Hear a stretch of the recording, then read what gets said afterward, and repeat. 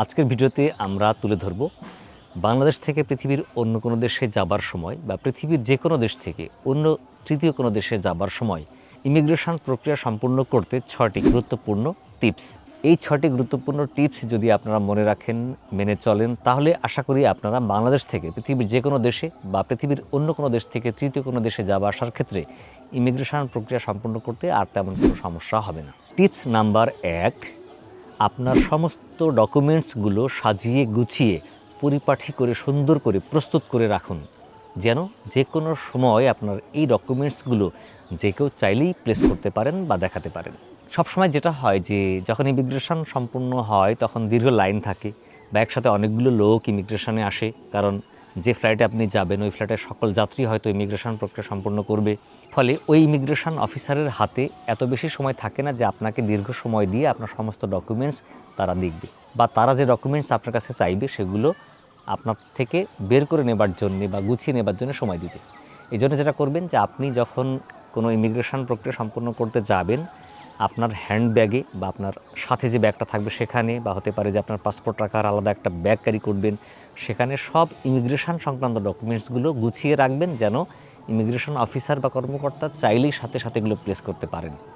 এই ডকুমেন্টসগুলোর মধ্যে অন্যতম হচ্ছে যে আপনার পাসপোর্ট, আপনার ভিসা সংক্রান্ত কাগজপত্র, আপনার যে আর্থিক সচ্ছলতা আছে তার প্রমাণপত্র, ডলার এন্ডোর্সমেন্ট বা ডলার, আপনার পেশা সংক্রান্ত প্রমাণপত্র, এনওসি, জিও বা বাংলাদেশ ছুটি অনুমোদন বা আপনার অন্য সংশ্লিষ্ট পেশা সংক্রান্ত প্রমাণপত্র, একই সাথে আপনার রিটার্ন এয়ার টিকিট, আপনি যে দেশে যাবেন এবং সেই দেশে গিয়ে কোথায় থাকবেন সেই হোটেল বুকিং, আপনার ওই দেশে ভ্রমণ সংক্রান্ত যত রিলিভেন্ট ডকুমেন্টস আছে সবগুলোই গুছিয়ে এমনভাবে রাখবেন যেন তারা চাইলেই প্লেস করতে পারেন, আপনার ব্যাগ হাত দিয়ে খোঁজা না লাগে আর সময় যেন কিল না হয়।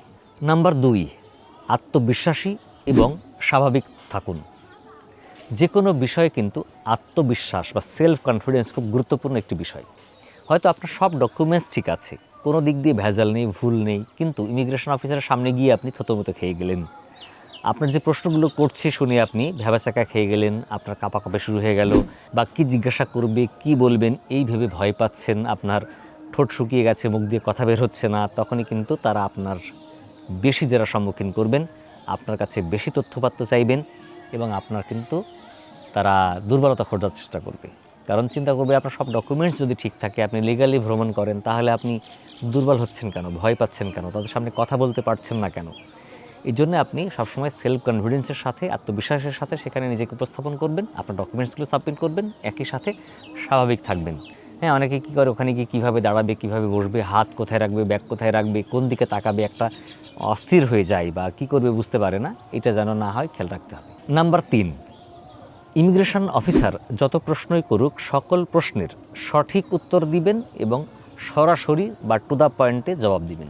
ইমিগ্রেশন অফিসার কিন্তু আপনার ভ্রমণ সম্পর্কে তারা তথ্য যাচাই করার জন্য অনেকগুলো প্রশ্ন করতে পারে, আবার না চাইলে কোনো প্রশ্ন না করে সরাসরি এন্ট্রি বা এক্সিট সিল দিতে পারেন। তো যদি কোনো প্রশ্ন করে, সেই প্রশ্নটা কোনো ঘুরিয়ে পেঁচিয়ে জবাব না দিয়ে সরাসরি প্রশ্নের উত্তর দিয়ে দিবেন এবং অবশ্যই সঠিক এবং সত্য উত্তর দিবেন, যেন কোনোভাবেই আপনার তথ্যটা ভুল না হয়।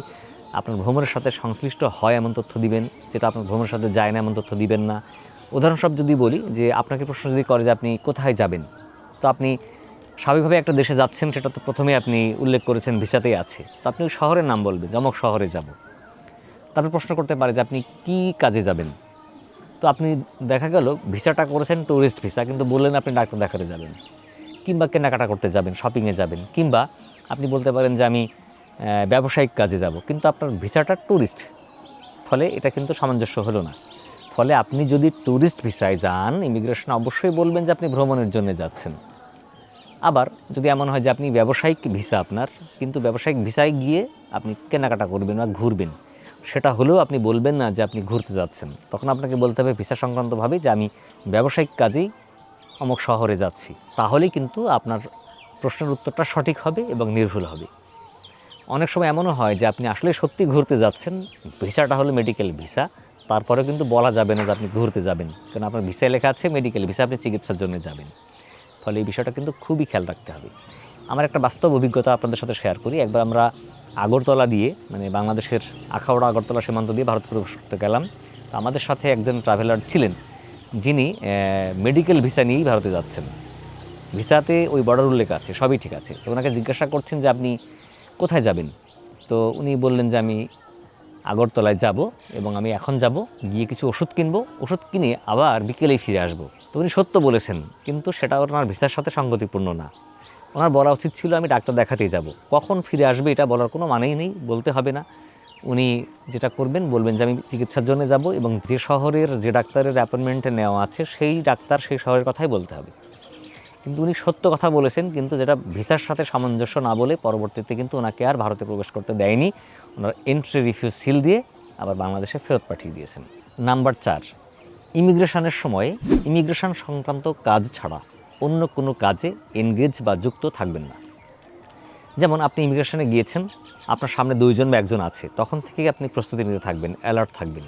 এবং যখন আপনার সিরিয়াল আসবে, আপনি আপনার কাউন্টারের যে কর্মকর্তা আছেন তার সামনে গেলেন, তারপর থেকেই ফুল কনসেন্ট্রেশন দিবেন আপনি আপনার ওই ইমিগ্রেশন কর্মকর্তার নিকট, তার দিকে।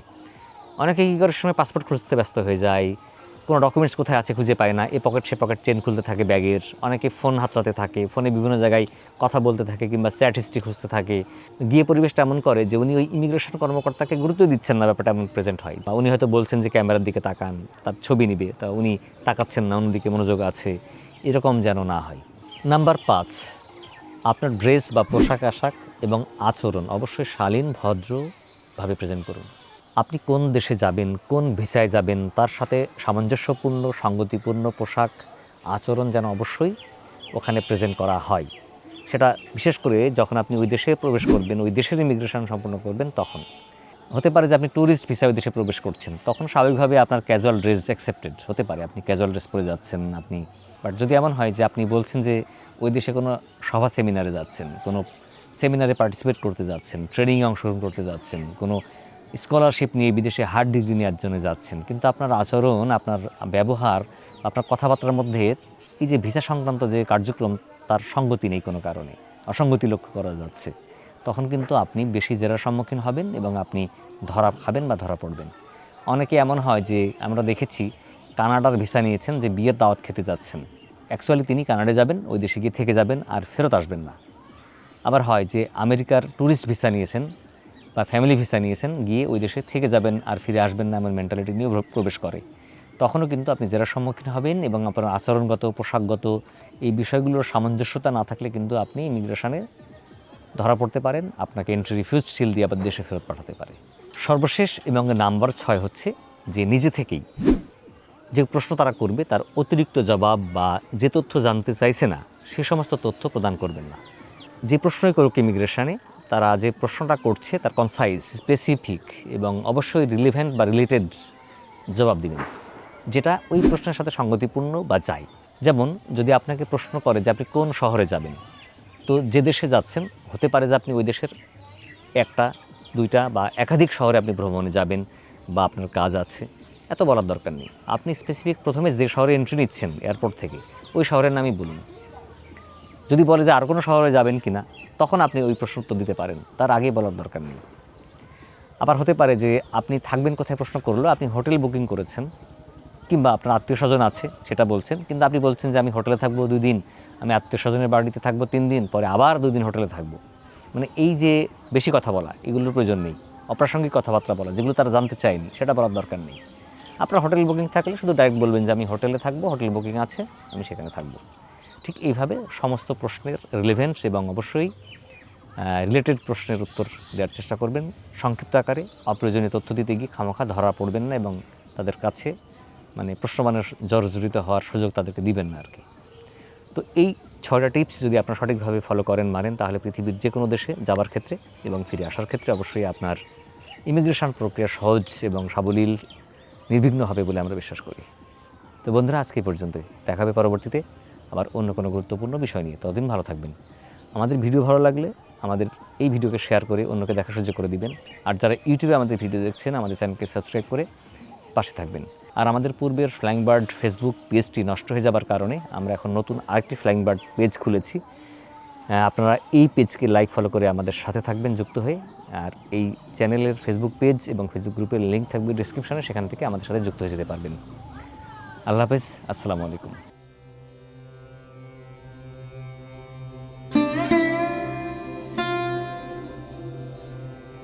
ধন্যবাদ।